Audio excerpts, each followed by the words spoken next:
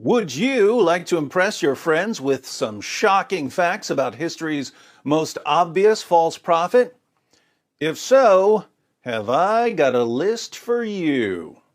YouTube's new and improved, more Sharia-compliant terms of service go into effect today, and what better way to celebrate than by wreaking a little historical havoc on the trust and safety team's favorite pet prophet. There are different kinds of facts about Muhammad. Facts about how dumb he could be, facts about how violent he could be, facts about how deceptive he could be, facts about how incredibly white he was, facts about how many slaves he had and what he did to the ones with vaginas and so on. But right now, you're going to learn my top 5 most disgusting facts about Muhammad. These are things that make you go, things that make you go, oh, am I right or am I right? Things that make you go. I think there should be some sort of reward for people who can make it through all 5 facts without vomiting. How about bragging rights in the comments section? Side note to the Muslims who are watching, I would love to see you explain fact number 1. Just remember, if you get mad, you're not getting mad at me, you're getting mad at the facts, all of which will be proven directly from your most trusted sources. So, defend your prophet, if you're able. Now, 4 out of the 5 nauseating facts you're about to ponder are unknown to almost everyone, especially to Muslims. Only one of them is slowly becoming common knowledge. This means that if you share these facts with your Muslim friends, 4 out of 5 of these facts will be almost completely new information to them. I would have liked to have this entire video be unfamiliar facts about Muhammad, but as much as I wanted to shine a light on Muhammad's secret pile of dirty laundry, I couldn't leave one somewhat well-known fact off the list. So let's go ahead and start with the one fact on my list that lots of Muslims and non-Muslims have heard about in the past decade or so. The number 5 most disgusting fact about Muhammad is Muhammad had sex with a prepubescent 9-year-old girl. We've been through the passages on Muhammad's relationship with Aisha 100 times, but just in case someone recently arrived here from the Andromeda Galaxy, let's read one. Sahih Al-Bukhari 51:33. Narrated Aisha that the Prophet wrote the marriage contract with her when she was 6 years old, and he consummated his marriage when she was 9 years old, and then she remained with him for 9 years, i.e. till his death. The Muslim sources report that Aisha was playing on a swing when some women came to get her and take her to her husband. She was carrying her dolls as they led her to Muhammad's house, and we know how things must have unfolded once she got to his house. Clearly, he laid her down, took away her dolls, climbed on top of her, and forced his penis inside her. She didn't understand what was happening because no one bothered to tell her about sex. Frightened and confused, she cried because of the pain and bled all over her prophet's bed, but she tried to remain quiet out of respect for her new husband, who, in return, was endangering her life. Muhammad was more than 50 years old when he forced his penis inside his prepubescent 9-year-old child bride. But don't let that keep you from believing that he is, according to Surah 33, verse 21 of the Quran, a beautiful pattern of conduct. Glad we could get that one out of the way. Now for some fun. The number 4 most disgusting fact about Muhammad: Muhammad encouraged his followers to suck on each other's fingers. Islam is the only religion I'm aware of that promotes finger sucking. Sahih Al-Bukhari 54:56. Narrated Ibn Abbas, the Prophet said, "When you eat, do not wipe your hands till you have licked it or had it licked by somebody else." Sahih Muslim 5294. It was narrated that Ibn Abbas said, "The Messenger of Allah said, when one of you eats some food, let him not wipe his hand until he has licked it or had it licked." Why did Muhammad want his followers to lick their fingers and to lick each other's fingers? He tells us, Sahih Muslim 5300. It was narrated from Jabir that the Prophet enjoined licking one's fingers and wiping the plate, and he said, "You do not know in which part the blessing is." Muhammad goes through this in other passages. Long story short, Allah hides a blessing somewhere in your food, but you don't know where the blessing is hidden, so you should lick your fingers. If you want someone else to have the blessing, you tell him to lick your fingers. You'll be doing him a favor. You definitely don't want to simply wipe your hands on a napkin, because then the blessing will be on the napkin and Satan will steal it. Now, if you don't know much about how germs spread and why it's a bad idea to be sucking on other people's fingers, no worries. I promise you that by the time we get through fact number 2 and fact number 1, you'll understand perfectly why you should never, ever suck on another man's fingers. But before that, we have the number 3 most disgusting fact about Muhammad. Muhammad swapped spit with little boys. In Bukhari's Al-Adab al-Mufrad 1183, we read, it is related that Abu Hurairah said, "I never saw Al-Hasan without my eyes overflowing with tears. That is because the Prophet, may Allah bless him and grant him peace, went out one day and I found him in the mosque. He took my hand and I went along with him. He did not speak to me until we reached the market of Banu Kainuka. He walked around it and looked. Then he left and I left with him until we reached the mosque. He sat down and wrapped himself in his garment. Then he said, 'Where is the little one? Call the little one to me.' Hassan came running and jumped into his lap. Then he put his hand in his beard. Then the Prophet, may Allah bless him and grant him peace, opened his mouth and put his tongue in his mouth. Then he said, 'O Allah, I love him, so love him and the one who loves him.'"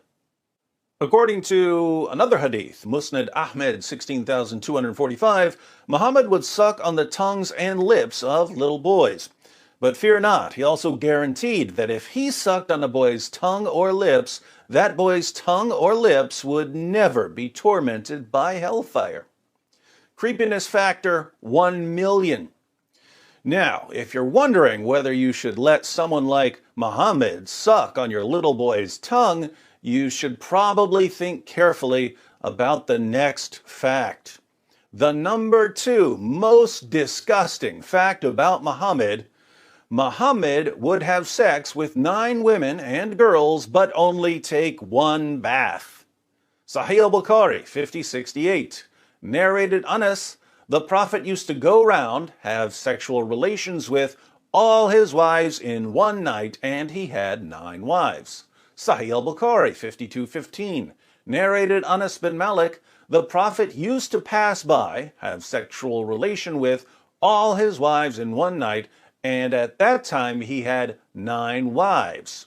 So we're clear on the sex with 9 women and girls part, but check out the chapter heading of this hadith. Whoever had sexual intercourse with all his wives and then took 1 bath only. The Prophet Muhammad, history's greatest man, would have sex with 9 women and girls in one night in Medina, the armpit of Arabia, a city with an average high temperature of 109 degrees in the summer, but would only take 1 bath. Can you think of a problem? It's the smell. Back to an earlier point, let me ask the Muslims here. Suppose you were a companion of Muhammad. Think about being in this scenario. One day, Your prophet is having one of his sexathons, but he needs a little energy boost between wife number 5 and wife number 6. So he runs to the nearest food stand for some fresh hummus. Keep in mind, he's not taking a bath until he finishes all 9 rounds. He starts dipping some pita bread in hummus, but he gets hummus all over his fingers. He turns to you and says, "I'd like to give you a blessing. Lick my fingers clean." What do? Before you answer, there's one more fact on our list. The number 1 most disgusting fact about Muhammad: Muhammad was constantly covered in semen. Yeah, I said it. But don't trust me, trust his child bride, Aisha.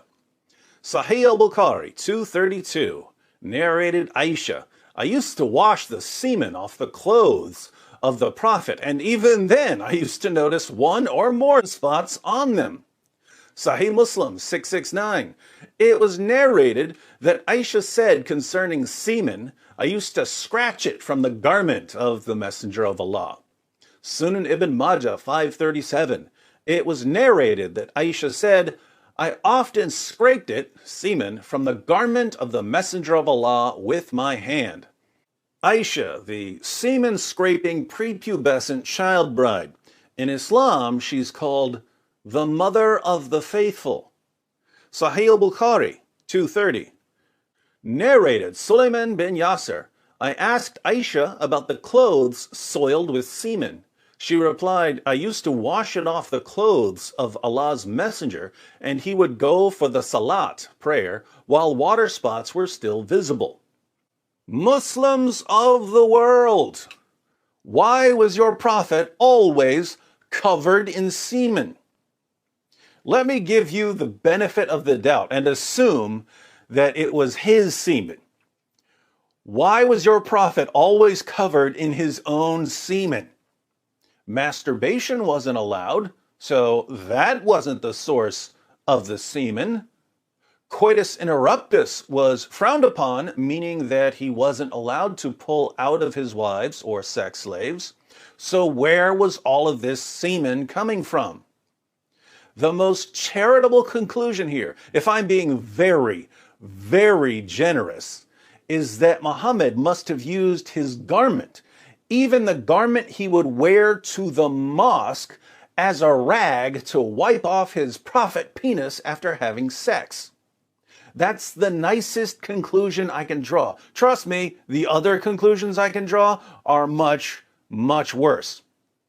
Being as charitable as possible, because I'm a charitable kind of guy, I can only conclude that your prophet would have sex with 9 women and girls in a single night, use his own clothes to wipe off his private parts and possibly his wife's private parts after each round, take 1 bath after the entire 9 rounds, and not wash his clothes. Then he would put his clothes on and get ready to head to the mosque. And Aisha, the semen-scratching child bride, would see the semen stains all over him, so she would stop him and try to scratch off or wash off as much as she could. Muhammad would then go to the mosque with wet spots still visible on his clothes. Would you want to be around this guy?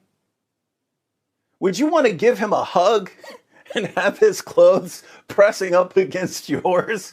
Would you want to suck on his fingers? Would you want to suck his fingers clean after lunch? Would you want him sucking on your toddler's tongue? Would you want him marrying your prepubescent daughter? Have you ever met anyone in your entire life who was filthier and more disgusting than Prophet Muhammad?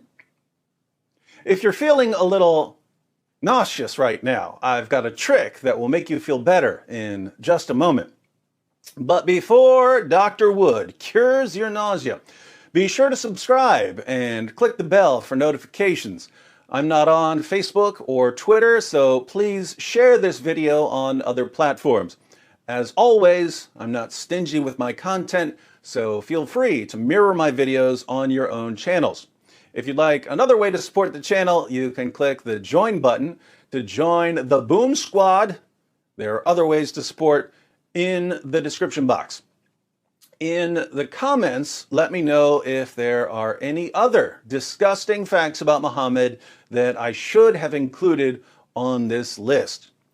If you're a Muslim, be sure to share with us how you reconcile your conviction that Muhammad is a wonderful moral example with the facts I've presented. Facts you're hearing for the first time because, let's face it, your imams don't tell you this stuff. All right, Dr. Wood to the emergency room for a mass outbreak of nausea. What's the remedy for stomach problems? Everyone who's been following my channel, all together now. Camel urine. Muhammad's miracle magic cure-all for stomach ills was camel pee. Of course, Muhammad told his followers that if you drank his urine, you'd never have an upset stomach again. Maybe I need to turn this into a top 10 list.